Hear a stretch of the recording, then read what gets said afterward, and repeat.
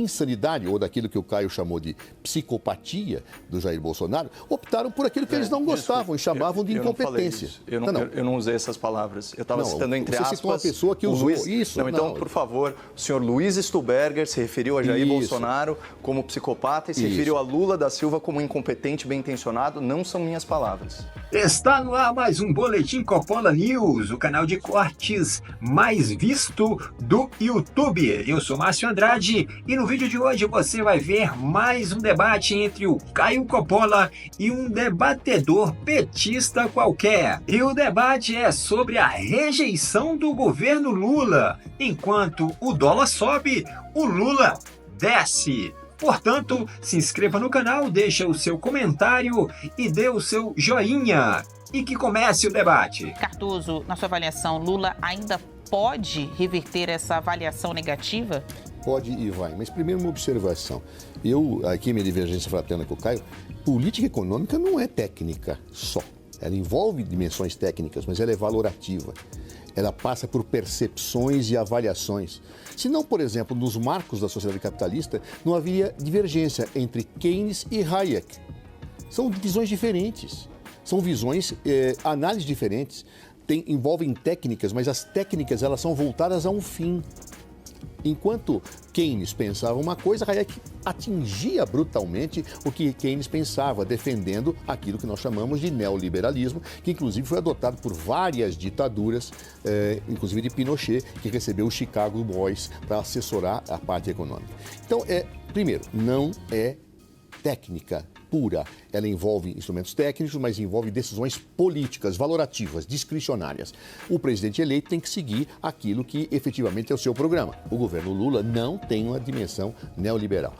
Mas várias pessoas do mercado votaram em Lula. Sim, e acho que o Caio foi muito feliz na lembrança. Não votaram com felicidade. O antagonismo que ele lembrou é psicopata versus incompetente. Eu prefiro o incompetente. Ou seja, você acha que eles gostavam do incompetente? Não. É que eles acham, essas pessoas que votaram no Lula do mercado, achavam que a democracia não podia sofrer mais abalos. Achavam que a democracia é o que dá estabilidade para as relações capitalistas. E Bolsonaro era uma ameaça, sim, como provou a prática depois que Lula ganhou, inclusive do dia 8, era uma ameaça golpista, uma ameaça permanente ao autoritarismo. Então, essas pessoas, diante da insanidade, ou daquilo que o Caio chamou de psicopatia do Jair Bolsonaro, optaram por aquilo que eles não gostavam e chamavam de incompetência. Eu não usei essas palavras. Eu estava citando entre aspas. Você citou uma pessoa que usou isso. Então, por favor, o senhor Luiz Stuberger se referiu a Jair Bolsonaro como psicopata e se referiu a Lula da Silva como incompetente, bem-intencionado. Não são minhas palavras. Não são tuas palavras. Eu estou dizendo que você citou e lembrou muito bem. Tá certo? Bem. Citou que um Faria Limer, como você disse, que citou especificamente entre o psicopata e o incompetente. Claro, e essa tua lembrança, e é sobre ela que eu estou falando, não que você fale isso, tá? Objetivamente, ele entende que o Lula era um incompetente. E a maior parte das pessoas, dos Faria Limers, entendiam isso, pelo menos nós sabemos. Só que eles optaram entre a situação de psicopatia que voltaria ao Brasil e a incompetência. É claro que eles não vão estar satisfeitos com Luiz Inácio Lula da Silva. É claro. Então, por quê? Porque eles querem um ideário neoliberal. Imagine, por exemplo, se tivesse um neoliberal disputando com o Lula. Votaria no neoliberal, sem sombra de dúvida. Claro, o problema é que, como disse a pessoa mencionada por Caio, eles entendiam que o Jair Bolsonaro tinha traços de psicopatia. Então, por isso, optaram em votar com a mão no nariz no Lula. Agora, eu acho que esse mercado tem que ser respeitado. Tem que ser respeitado, tem que ser dialogado. Agora, não pode ser emparedado o governo Lula ou nenhum governo pelo mercado. O mercado tem seus interesses, os interesses do lucro, os interesses da sua visão político-ideológica, porque, repito, não há política neutra, né, em nenhum lugar do mundo quando se fala de economia. Então, a meu ver, é muito claro. Lula entrou em baixa, o gráfico mostrava isso no governo, subiu depois, veja, entrou em baixa, hein? Tinha sido apoiado e entrou em baixa. Foi subindo depois do pacote que aprovou, agora caiu depois dessa situação. É da vida. O governo tem que dar atenção ao mercado, tem que dar, porque o governo deve governar para o Brasil. Porém, muita cautela efetivamente nessa situação. Ou seja, há uma disputa político-ideológica, sim, por trás dessas posições. Coppola, na sua avaliação, por quê? Qual o motivo dessa rejeição do mercado ao governo Lula? Olá, Basília. Olá, doutor Zé Eduardo. Saudação à nossa audiência. Olha, só recapitulando alguns dados aqui. 90% do mercado reprova o governo Lula e 100% do mercado está pouco ou nada satisfeito com o pacote fiscal anunciado pelo ministro Tachad. O apelido pegou. Bom, endereçando a crítica aqui do meu estimado debatedor, quem é esse tal mercado que tanto rejeita as políticas do governo petista? São 105 agentes do setor financeiro, entre gestores de fundo de investimento, economistas, analistas e tomadores de decisão, que foram ouvidos pelo Instituto de Pesquisa Quest. Portanto, o mercado, nesse contexto, pelo menos, são alguns dos maiores especialistas do país em finanças privadas. É gente graúda que decide, que influencia para onde que flui a corrente de riqueza que circula pelo sistema financeiro nacional. Será que eles têm algum viés contra o lulopetismo? Muito pelo contrário. A Faria Lima foi cúmplice da volta do PT à cena do crime. Comunicado do Banco Credit Suisse aos seus correntistas em 2022, aspas, se Lula for eleito, ele será pragmático, com aprovação de reformas e com algum avanço no processo de consolidação fiscal. Na mosca, hein? Lula recebeu um país superavitário e entregou já em 2023 o segundo pior déficit da história, 230 bilhões de reais no vermelho. De lá para cá, Lula aboliu o teto de gastos, deixou as estatais deficitárias, aumentou a relação dívida-PIB, afugentou bilhões de dólares em investimentos estrangeiros e está perdendo o controle sobre a inflação. Se o Credit Suisse ainda existisse, os responsáveis por esse relatório certamente seriam demitidos. Mas, voltando aqui para as eleições passadas, manchete da Folha, outubro de 2022, Faria Lima progressista promove jantares para aproximar indecisos de Lula. Até mesmo acionistas de grandes instituições entraram no ringue do lado vermelho. A senhora Neca Setúbal, herdeira do Itaú, uma fortuna aí calculada em quase 2 bilhões de reais, fez campanha para Lula e Haddad. O que, aliás, se provou ser um excelente investimento. Portal G1, junho de 2024. Lucro dos bancos bate recorde histórico e soma 144 bilhões em 2023, aponta Banco Central. E uma última manchete aqui de 2022, dessa vez da revista Veja. Um dos maiores investidores do país compara Bolsonaro a Dilma e poupa Lula. O senhor Luiz Stuhlberger, que é um reconhecido gestor de fundos, definiu a escolha de 2022 da seguinte forma: usando uma linguagem das ruas, é um psicopata contra um incompetente bem intencionado. E sobre o Lula da Silva, esse tal, aspas, incompetente bem intencionado, ele fez a seguinte previsão: não acho que um Lula revanchista, ou um Lula sindicalista, ou um Lula de esquerda vão predominar. Então, alguém, por favor, dá o troféu Credit Suisse para o senhor Stuhlberger.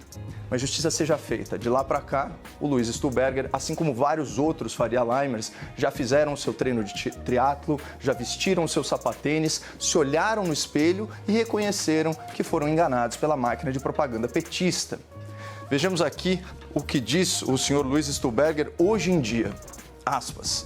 Eu me penitencio por ter acreditado que o PT poderia, minimamente, ter alguma seriedade fiscal.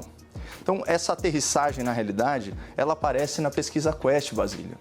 Em julho de 2023, 56% do mercado avaliava o governo Lula como regular ou bom. Agora, só 3% aprovam o governo, 7% o classificam como regular e os outros 90%, como nós vimos, reprovam as políticas fiscais e econômicas de Lula e Haddad. Ou seja, a rejeição do mercado ao governo Lula não é de viés ideológico, como propôs o meu estimado debatedor. É uma rejeição técnica, é uma reação a medidas que estão endividando o país, endividando as estatais, endividando as famílias brasileiras e comprometendo o futuro da nossa economia. E desculpa me estender, mas para fechar, Basília, sabe quais são os dados aqui que mais me preocupam nessa pesquisa? Esses aqui. 96% do mercado considera que a política econômica está indo na direção errada.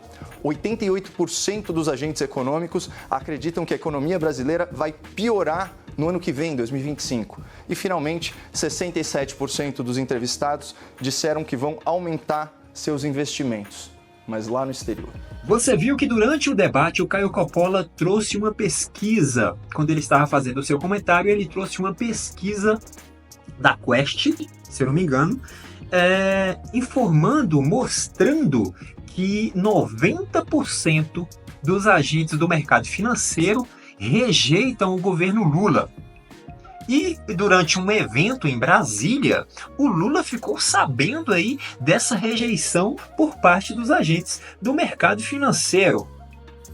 E depois que ele soube dessa pesquisa feita pela Quest, ele simplesmente deu aquela risada característica dele e ironizou, dizendo o seguinte: vocês acham mesmo que eu estou preocupado com isso? Vocês acham mesmo que eu perdi uma noite de sono com isso? E ele continuou dizendo: o mercado financeiro nunca votou em mim, o mercado financeiro nunca conseguiu impedir com que o povo brasileiro votasse em mim. Lula, como assim o mercado financeiro todo em peso votou em você? A Faria Lima toda votou em você, a galera do Sapatênis, Faria Lima, a galerinha do mercado financeiro, todos eles votaram em você. Como que o mercado financeiro não votou em você? Ou o mercado financeiro não vota, os agentes do mercado financeiro não votam em você? É óbvio que eles votam. Porém, devem ter se arrependido, alguns, porque nem todos dão um braço a torcer, mas que eles votaram em você, com certeza votaram, e tem bastante ali arrependidos. Basta você ver a pesquisa que saiu aí da Quest. E é claro que essa postura do Lula de encarar os Faria Limas lá, né? A galera do mercado financeiro, a galera do Sapatênis, muitos aplaudiram o Lula, gostaram, esse é o nosso presidente, tá batendo de frente com essa galera que, né, nos impede de fazer o nosso governo dar certo, que não sei o que, bababá, aquele papo furado todo. E existe, essa é uma parte, né? A parte que gosta do Lula, que não sei o que, tal, que incentiva tal, e que, né, a galera mais radical e tudo mais, tal. E existe aquela galera também dentro do PT, que tá tendo um racho, um embate aí no PT, a galera do deixa disso, né? Aquela galera que mais conciliadora, não, vamos com um papo mais conciliador, a gente precisa do mercado financeiro, então a gente tem que conversar com eles, que não sei o que, blá blá blá blá blá blá blá. Portanto, o fato é que esse episódio que ocorreu com essa pesquisa da revista Quest e tudo mais, a pesquisa mostrando que o mercado financeiro, que os agentes do mercado financeiro têm 90% de rejeição em relação ao governo Lula, né, que não acredita no governo porque a economia não está indo bem, está indo mal das pernas. O ministro da economia, que é o Haddad, vulgo Tachad, não está fazendo um bom trabalho, até porque ele não é economista, isso mesmo assumido por ele e tudo mais. Esse episódio jogou luz, né? Jogou luz na questão toda. E a economia, de fato, tá em frangalhos. Basta você ir ao mercado, né? Evidentemente que esse povo não vai ao mercado, né? O Lula não vai ao mercado, o ministro não vai ao mercado, enfim. Então, para eles, tá tudo certo, né? Mas o povo, né? Que o Lula gosta tanto de falar do povo, o povo brasileiro, né? O povo vai ao mercado, né? A galera que ganha salário mínimo vai ao mercado. Vai comprar um arroz, vai comprar um feijão, vai comprar um óleo, vai comprar um ovo, né? Não vou nem falar carne, né? Porque Lula prometeu picanha e, né? A gente tá tendo aí a picanha realmente. Então, você vai ao mercado comprar um arroz, o arroz dobrou de preço. Você vai comprar um feijão, triplicou. Um óleo nem se fala. O óleo está lá nas alturas. O que eu tô falando não é um óleo especial nem nada disso, não. É o óleozinho de soja lá mesmo, lá que é o que a galera consome, que é o que a galera tem condições de comprar ainda, né? Então, se você passear aí em um mercado aí qualquer, não precisa nem ser um grande mercado, né, um hipermercado, basta você ir em um mercadinho aí, uma mercearia aí do lado da tua casa, um mercadinho de bairro mesmo, você pode ir que as coisas estão lá em cima, as coisas estão lá em cima, o preço está lá em cima, né? E de uma semana para outra já muda de preço, a coisa já aumenta, né? Para quem dirige, para quem tem carro aí que tem que estar abastecendo direto, combustível não reduz preço, combustível só sobe, só sobe, só sobe. Combustível lá nas alturas, gasolina lá nas alturas. Inflação nem se fala, inflação, o Banco Central tem que aumentar a inflação por conta da alta do dólar. Então, meus amigos, me desculpem os esquerdistas, mas a economia do governo Lula realmente está uma merda, de fato. E o pato quem vai pagar, como sempre, somos nós, todos, o povo. É isso. Deixe o seu comentário, se inscreva no canal e até breve.